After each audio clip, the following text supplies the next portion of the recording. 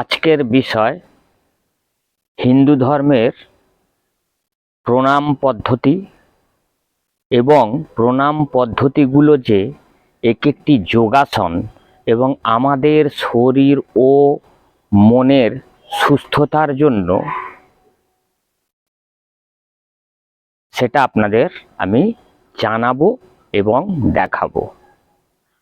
প্রথম হচ্ছে যে প্রণাম আসনগুলি কিন্তু প্রত্যেকটি আমাদের হিন্দু ধর্মীয় রীতিনীতি মেনে করা হয় ঠিকই, কিন্তু প্রত্যেকটির মধ্যে যোগাসন পদ্ধতি রয়েছে এবং এগুলি করলে শরীর মন সুস্থ থাকে। এগুলি যদি প্রতিদিন অন্তত 10 মিনিট করে করা যায়, সপ্তাহে 4-5 দিন করলেও যথেষ্ট, তাহলে আপনার শরীর মন পুরোপুরি সুস্থ থাকবে। এগুলোকে ভালো করে ধ্যান দিয়ে দেখুন আমি কি করছি এবং কি বলছি, আর পুরো ভিডিওটা দেখবেন, না হলে কিন্তু কিছু বুঝতে পারবেন না। আমি প্রবীর অধিকারী, ফিজিও ম্যাসাজ থেরাপিস্ট। আমি একজন ফিজিও ম্যাসাজ থেরাপিস্ট এবং হার্বাল থেরাপিস্ট, যোগা থেরাপিস্ট। এর মধ্যে দিয়ে আমি চিকিৎসা করে থাকি, ফিজিক্যাল চিকিৎসা, প্যারালাইসিস, আর্থ্রাইটিস, স্পন্ডিলোসিস ইত্যাদি ইত্যাদি, নার্ভের অর্থোপেডিক্স, যে কোনো রোগাক্রান্ত ব্যক্তিদেরকে সুস্থ আমি করি। আমি 26 বছরের অভিজ্ঞতা সম্পন্ন এবং আমি এ বিষয়ে নিয়ে পড়াশোনাও করেছি। তো আমার যে অভিজ্ঞতা, সেই অভিজ্ঞতা আপনাদের সঙ্গে শেয়ার করছি। আপনারা আমার যদি এই প্রচেষ্টা ভালো লেগে থাকে তাহলে চ্যানেলটা সাবস্ক্রাইব করে লাইক, শেয়ার, কমেন্ট করবেন। যদি ভালো না লাগে তাহলে অবশ্যই করার দরকার নেই। তো চলুন শুরু করছি। প্রথমেই বলি, আমাদের শরীরে 6টি চক্র আছে। সেই চক্রগুলিতে 6টি দেবদেবী বাস করেন। অর্থাৎ এখানে এখানে এখানে এখানে নাভিতে এবং আমাদের পায়ু ও অন্ডকোষের মাঝখানে, অর্থাৎ আমাদের এখান থেকে যদি মাথার ব্রহ্মরন্ধ্র থেকে যদি আমরা সোজা কোনো রড বা এই জাতীয় কি পাইপ ঢুকিয়ে দিই, যেখান দিয়ে বেরোবে, অর্থাৎ এই বীজখানে আমাদের মানে পায়ু আর অন্ডকোষের মাঝখানটায় একটা চক্র রয়েছে। প্রতিটা চক্রের বিভিন্ন রকম হিস্ট্রি আছে আমাদের প্রাচীন ধর্মীয়। তো এগুলি পড়াশোনার প্রয়োজন রয়েছে, জানার প্রয়োজন রয়েছে। এগুলিকে একদিন অন্যদিন বিস্তারিতভাবে জানাবো। তো প্রথমেই বলি যে আমাদের প্রণাম ভঙ্গিমাগুলোর আসন কিভাবে হয়। তো আমাদের প্রণাম আসন, পা জড়ো করে দাঁড়িয়ে এইভাবে নিয়ে আমাদের আজ্ঞা চক্র হচ্ছে এই ভ্রু মধ্যে, মানে এই দুটো ভ্রুর মাঝখানটায়, এইখানটা হাতটা এভাবে রেখে চোখ বন্ধ করতে হয়। এইভাবে আপনি আপনার দেবদেবী, আপনার গুরু, আপনি যাকে মানেন তাকে শ্রদ্ধা জ্ঞাপন করবেন। মনটা মানে তার মধ্যেই আপনি মনোনিবেশ করবেন। সোজা কথায় ধরুন আমি ভোলেনাথ শিবকে আমার ইষ্ট দেবতা মনে করি, তো আমি ভোলেনাথ শিবকে আমি মনে করছি এবং চোখ বন্ধ করে আছি। এইভাবে আপনি 10 থেকে 30 সেকেন্ড পর্যন্ত থাকবেন। তারপরে আপনি চলে আসবেন। এইটাকে বলে প্রণাম আসন। আর এই যখন আমি অনাহত চক্র, অর্থাৎ এই যে বুকের মাঝখানের গর্ত জায়গাটা, এইখানটা যখন রাখছি, তখন এটা হয়ে গেল নমস্কার আসন। এখানে আপনি 10 থেকে 30 সেকেন্ড চোখ বুজিয়ে এক মনে আপনার ইষ্ট দেবতা, গুরু যাকে আপনি মানেন তার ধ্যান করলেন 10 সেকেন্ড থেকে 30 সেকেন্ড, এবং তারপরে আপনি চলে যাবেন সাষ্টাঙ্গ দণ্ডবত আসনে।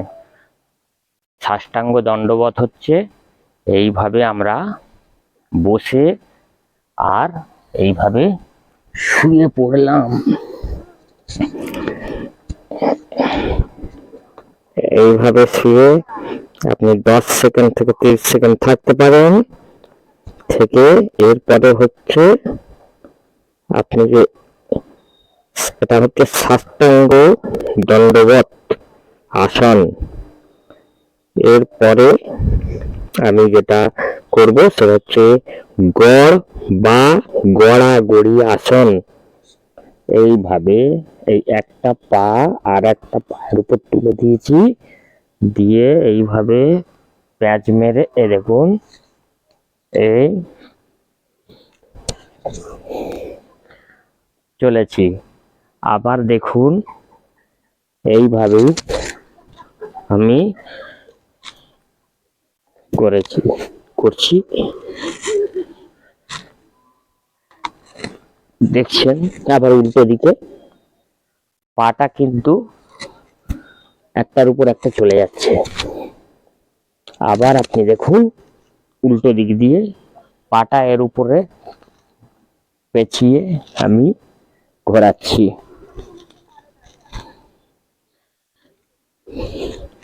তো আপনি এইভাবে ব্যায়ামগুলি বা আসনগুলি করবেন। এটা হলো আপনার স্লো মোশন। আপনি যদি মনে করেন আপনি এটাকে না স্টে করে, যে 10 সেকেন্ড 30 সেকেন্ড বলছি ওভাবে না করে, আপনি এইভাবে রেখে আগে এভাবে রাখলেন, রেখে এভাবে করলেন, তারপর এভাবে সাষ্টাঙ্গ দণ্ডবতে চলে যাবেন। তারপরে আপনি পাটাকে এইভাবে প্যাঁচ মারবেন, মেরে এইভাবে ঘুরবেন, এদিকে চলে এলেন। আবার আপনি পাটাকে এইভাবে প্যাঁচ মেরে এইভাবে আবার এদিকে এইভাবে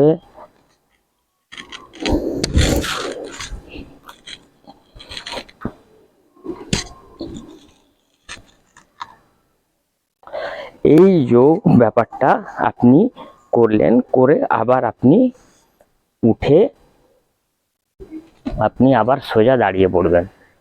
তো আপনি আবার করবেন এইভাবে এইভাবে এইভাবে এইভাবে করে এই পাতার উপর চাপিয়ে দেবেন, দিয়ে এভাবে গড়াবেন, আবার এভাবে গড়াবেন।